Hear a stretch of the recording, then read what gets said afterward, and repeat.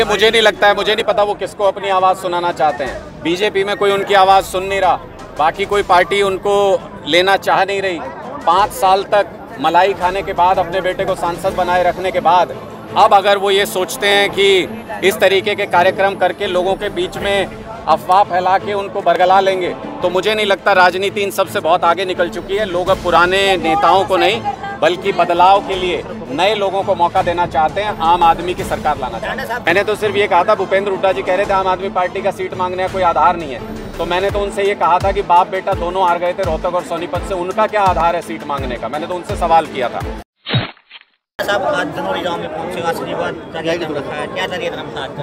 देखिए, गाँव के लोगों ने आज ये कहा था कि पूरा गांव इकट्ठा होके आशीर्वाद देना चाहता है, और गांव के बेटे को अगर गांव प्यार से बुलाता है और आशीर्वाद देता है तो कोई कारण ही नहीं बनता कि ना आए। आज जब यहाँ पे आया तो गांव का प्यार देख के, गांव का सम्मान देख के, गांव का समर्थन देख के आज बहुत भावुक भी हूँ।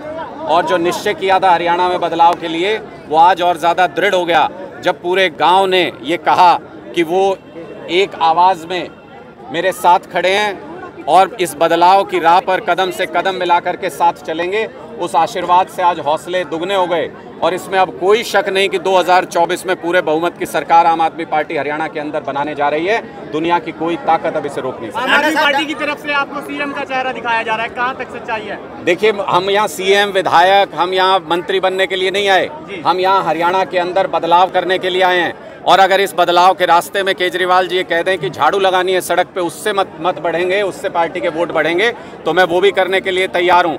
गांव का आशीर्वाद रहा और गांव का साथ रहा और पूरे हरियाणा के लोगों का साथ रहा, तो 2024 में इस बदलाव की बुनियाद खड़ी करेंगे। 2024 में ये बदलाव लाएंगे और उसके बाद मूलभूत सुविधाएं हर व्यक्ति को हरियाणा के मिल सके, युवाओं को रोजगार मिल सके, इन सारी चीजों के ऊपर जी तोड़ मेहनत करेंगे। जींद जिले में आता है और जींद से ही राजनीति की शुरुआत मानी जाती है। जींद में विशाल रैली का आयोजन वीरेंद्र सिंह द्वारा किया गया है। मेरे वर्ष कैसे देखते हैं? मेरे वर्ष में देखिए, मुझे नहीं लगता है, मुझे नहीं पता वो किसको अपनी आवाज़ सुनाना चाहते हैं। बीजेपी में कोई उनकी आवाज़ सुन नहीं रहा, बाकी कोई पार्टी उनको लेना चाह नहीं रही।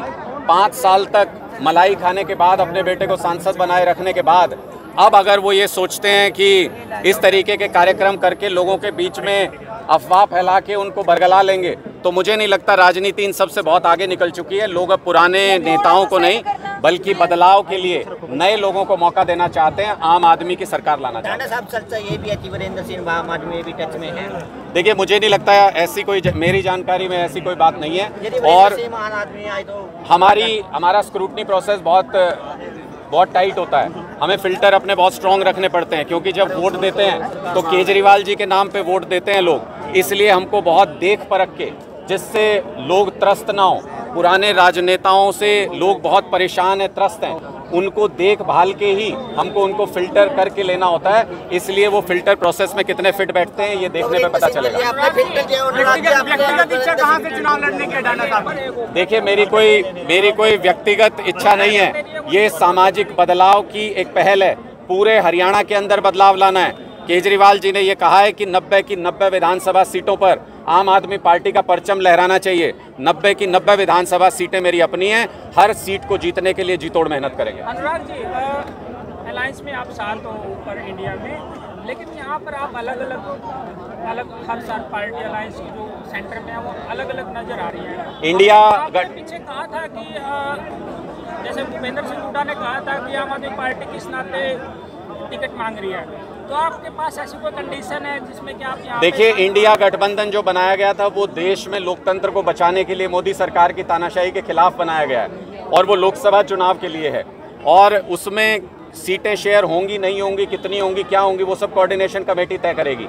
मैंने तो सिर्फ ये कहा था, भूपेंद्र हुड्डा जी कह रहे थे आम आदमी पार्टी का सीट मांगने का कोई आधार नहीं है, तो मैंने तो उनसे ये कहा था कि बाप बेटा दोनों हार गए थे रोहतक और सोनीपत से, उनका क्या आधार है सीट मांगने का। मैंने तो उनसे सवाल किया था। लेकिन जहाँ तक सीटों का सवाल है वो कोऑर्डिनेशन कमेटी तय करेगी। विधानसभा चुनाव में किसी प्रकार का कोई गठबंधन, कोई समझौता आम आदमी पार्टी किसी पार्टी के साथ हरियाणा के अंदर नहीं करेगी।